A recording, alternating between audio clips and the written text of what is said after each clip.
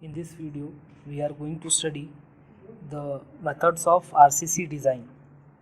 If you want to design any RCC member, first thing is we will try to fix the dimensions of the member and we will try to calculate the amount of reinforcement required. Next, after defining the size and the amount of reinforcement, we are going to check whether that section is going to perform safely and satisfactorily during the lifetime of the structure. That means we are going to check whether it is going to perform well due to deflection and cracking. Next is we will see the different methods used for design of RCC structures. One is working stress method, second one is load factor or ultimate load method, third one is limit state method. So we will see one by one. First one, we'll start with working stress method. This method basically assumes that the members or the material, it is going to behave in a linearly elastic manner. For example, if you take the stress strain curve of a steel now, for example, I'll take stress strain curve. This is stress we have, this is the strain we have. So if you see the stress strain curve of steel, mild steel, it is going to behave somewhat like this. What happens is, up to certain point, this material behaves in a linear manner. So for example, if you take up to this point, the material, it is going to behave in a linearly elastic manner. Above that, it becomes inelastic. So therefore, up to this point, the behavior of the steel is being considered. So only area under this portion is being considered for the design purpose. Similarly, if you see concrete, this is the stress and strain. So it is going to behave somewhat like this. If you see, stress is not directly proportional to strain, but it is assumed that it is going to behave in a linearly elastic manner. So this is the assumption based on which the design is being done. And next is that they are going to restrict the stresses in the materials induced by the expected working loads. If you take any material, it has certain capacity, means it can have certain permissible stresses. So we are going to ensure that the permissible stresses are not exceeded. If it is going to exceed, then our member is going to fail. So what we do is that we are going to take care that we are going to restrict the stresses below that permissible stresses. In this way, we are going to work out in this working stress method. Permissible stresses are kept well below the material strength. Next is the ratio of strength of the member to the permissible stresses is known as factor of safety. So we will apply certain factor of safety to the strength of the material so as to get the permissible stresses. Based on that, we can calculate the ratio of strength of material to the permissible stresses is often referred to as factor of safety. Then next, how to calculate this factor of safety. So generally what we do is that for concrete in compression due to bending, a factor of safety equal to 3 is applied. Factor of safety equal to 3 is applied.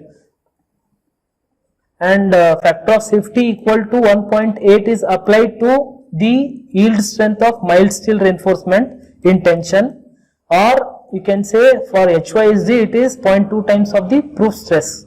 To that we are going to apply a factor of safety, that is 1.8.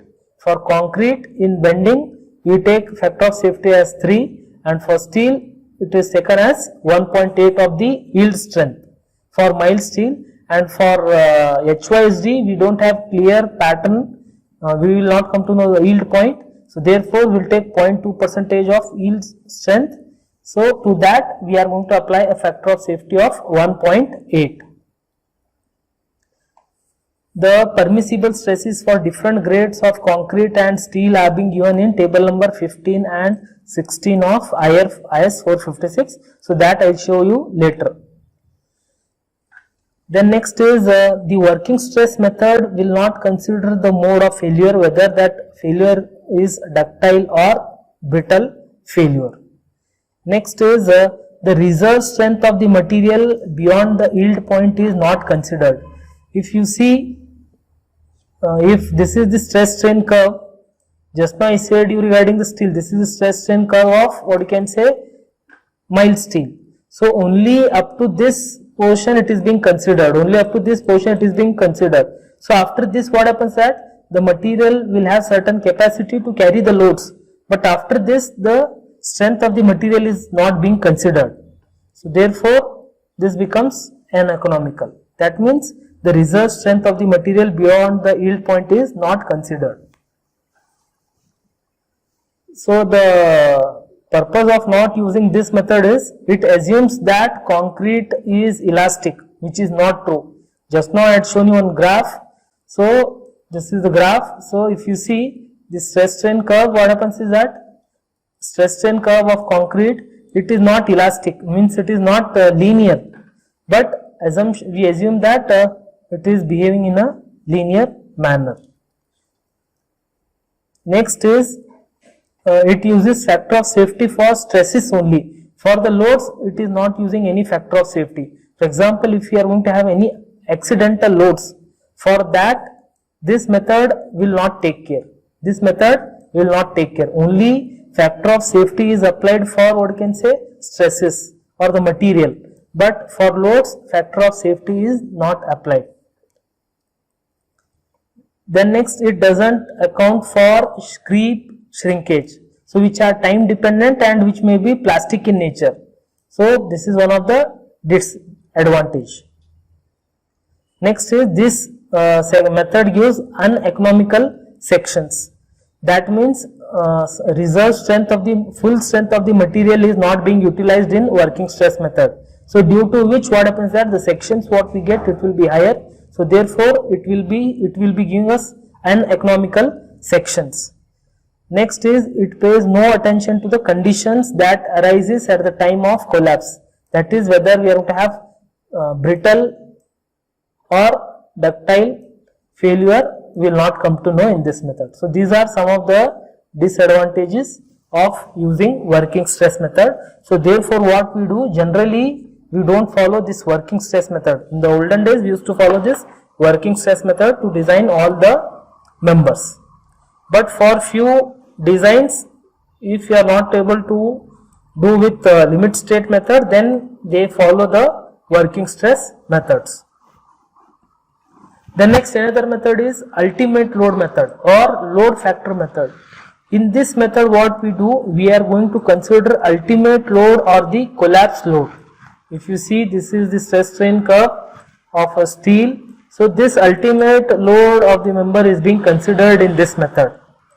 In the working stress, only up to this point it is being considered. So here after what you can say yielding also, the total ultimate load is being considered in this method. So due to this itself, the reserve strength of the material is being utilized. Therefore this method gives us the thinner section, which is ultimately economical. In this method, ultimate load is obtained by multiplying the working load with load factor. So for the load factor, we are going to apply the partial safety factor. This method gives exact margin of safety in terms of loads.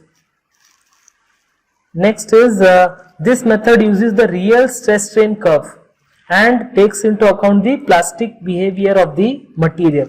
So this method what it does, it takes into account the actual real stress strain curve. Now after what you can say elastic, we are going to have plastic behavior of the material. So that is also considered in this method. So due to which what happens that full strength of the material is being utilized. So due to this, the very thin sections we are going to get, which results in what happens is, which results in excessive deformation and cracking. Therefore, thus making the structure almost unserviceable. That means full strength of the material is being utilized. Due to that, we are going to get the thinner sections. So when the load is being applied, so we are going to have excessive deformations or cracking we have. So due to this, what happens that the structure becomes unserviceable. For that purpose, this is not being used. This method is not used by all the structural designers. Next one is limit state method. In this subject, the designs what we are going to do, almost we are going to do it by limit state method itself. So first let us see what do you mean by limit state. Limit state is nothing but a state of impending failure. That means before failure, beyond which, for example, if it is going to exceed this, our structure ceases to perform its intended function satisfactorily, either in terms of safety or serviceability. That means either it may collapse or it becomes unserviceable. So for example, we are going to have certain limit. So after this, if it is going to exceed, our structure will become unserviceable or it may collapse. So that we call it as limit state, nothing but state of impending failure. Beyond this, our structures become unserviceable. It is a combination of working stress and ultimate load method of design. It is a combination of what you can say working stress and ultimate load method of design. How? So we are going to apply partial safety in the working stress method. We are going to apply a factor of safety to the material, and in ultimate load we are going to apply a safety factor to the loads. In this method we are going to apply what you can say factor of safety to the material strength as well as to the load. So therefore it is a combination of both working stress and limit state method. This method is based on the concept of safety at ultimate loads and serviceability at working loads. So what this method take care? It take care the safety at ultimate loads. So this will not consider only working loads. This will consider the ultimate loads. So if any accidental loads happen, so due to that also this will be accounting. That is safety of the structure at ultimate loads, as well as the serviceability at working loads. That is what you can say creep, shrinkage, or you can say deflection, cracking and all those things will be considered. The two important limit states considered in the design are limit state of collapse as well as limit state of serviceability. Limit state of collapse and limit state of serviceability. Further in detail afterwards in the next video we will study regarding these things. Next we will see the comparison of working stress method and limit state method. First one is that working stress method, it is based on the elastic theory, which assumes that concrete and steel are elastic. That means both the materials they are behaving in a linear way, but whereas actually it is not so. Therefore this method assumes it is based on the actual stress strain curves of steel and concrete. So the what you can say this for concrete the stress strain curve is non-linear, but in whereas in working stress method only for steel up to what you can say yield point it is being considered. Next one is this, in this method factor of safety is applied to get only the permissible stresses of the materials. So here we apply partial safety factor to the design value of the stresses, whereas for the loads factor of safety is not applied in this working stress method, but whereas in the limit state method factor of safety is applied to the working loads. Here in this working stress method the exact margin of safety is not known, but whereas in this case exact margin of safety is known. This method gives us the thicker sections. Why? Because the strength of the material is not fully utilized. So therefore it gives us thicker sections. But whereas in this limit state method this is more economical and it gives us the thinner section. Then next is this is a deterministic method. Working stress is deterministic and the limit state is non-deterministic method. Why? Because this method assumes that the actual loads approach which depends upon the actual data which are known to us. So therefore this is deterministic methods.